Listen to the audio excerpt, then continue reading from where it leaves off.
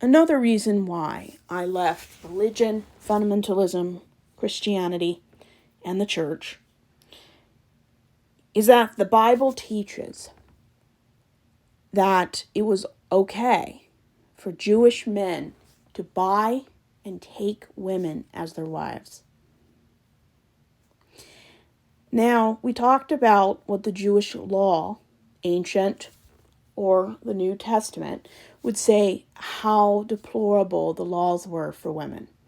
And just because the laws were a little bit better for women in the Jewish nation doesn't mean it was good at all.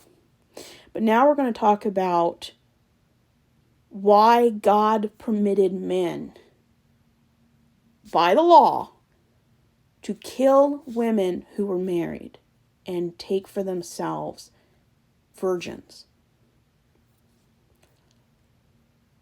I can remember that the two major world religions, Christianity and Islam, is obsessed with men who've won victories, done acts of terrorism to get a reward of virgins. And men value women who have never had sex. In the ancient world, if a country or a group of people conquered you, if you hadn't known a man, they would keep you alive, not because you have value, but your body does. This is how deplorable men treated women. God never condemned the treatment of women. He regulated how long men had to wait to rape people. And for people who've survived sexual violence, human trafficking, imagine reading the Bible. I wouldn't wish that on my worst enemy. It's deplorable.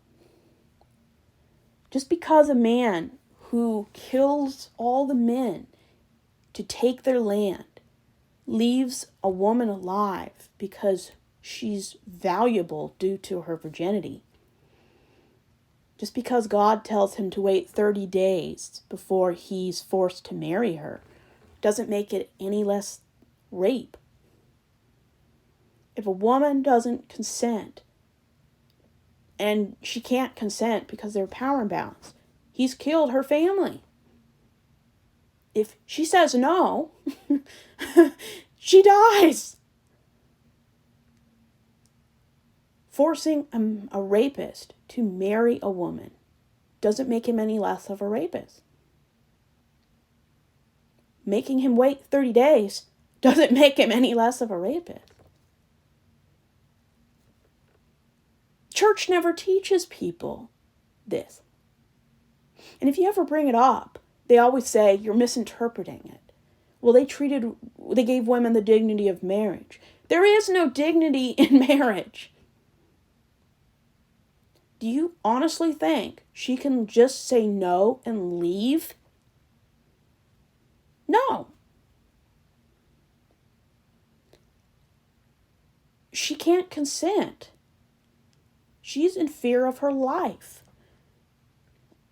Giving a captive woman 30 days to mourn her family isn't being a good person. Waiting 30 days to grab a woman and carry her into your tent doesn't make you any less of a rapist. Giving a woman the dignity of marriage before you rape her doesn't make it any less of a rape. It's forced marriage done by somebody God says is his chosen people. What do you think that tells men in modern Christianity?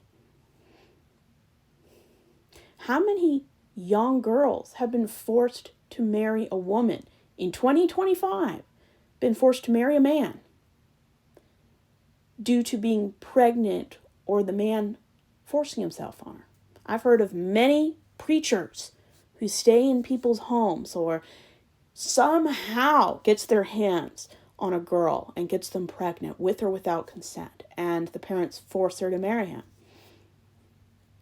giving someone the dignity of, and it's not dignity, but in their words, the dignity of marriage doesn't make it any less of a crime against human rights. You actually give someone more dignity, killing them when you take over their land, than keeping them alive and daily raping them. Not only does the Bible never condemn this behavior, never does God condemn it. God commands his people to do it. God actually condemns people who kept married women alive. Why would you kill or not kill a woman, a captive woman, due to her marital status? Just because you've been married doesn't mean you're any less valuable. This is how men, even now, view women. You're less valuable. If a widow and a virgin was standing next to each other, they would 100% choose the virgin and probably kill the widow, because that's how the Bible is. Utter depravity. There is no morality in the Bible. When your God commands you to commit genocide, rape, slavery, the worst human trafficking imaginable, just because you marry your victim doesn't make them any less of a victim. And how do you think it affects people who've lived through modern human trafficking and forced marriage? How do you think the Bible makes them feel?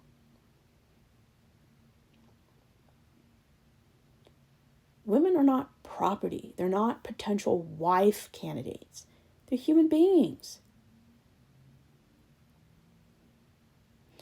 All God had to do is say, men are forbidden to touch, marry, or rape any woman. They are free to go, to leave. It would have been better to let all the women live and just drop them off at the next town or something. Like, set them free. Anything is better than marrying them and systematically and daily raping them. Like, what kind of a sick deity would do that? You cannot claim moral superiority if this kind of behavior is commanded, applauded, and instructed by the God you say is good. There's nothing good there. It's utter depravity.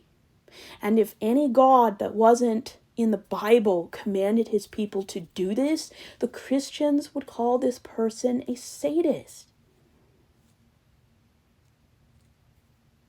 This is the kind of depravity that Christians accuse Islam of doing to women. This is the violence Christians accuse Islam of doing.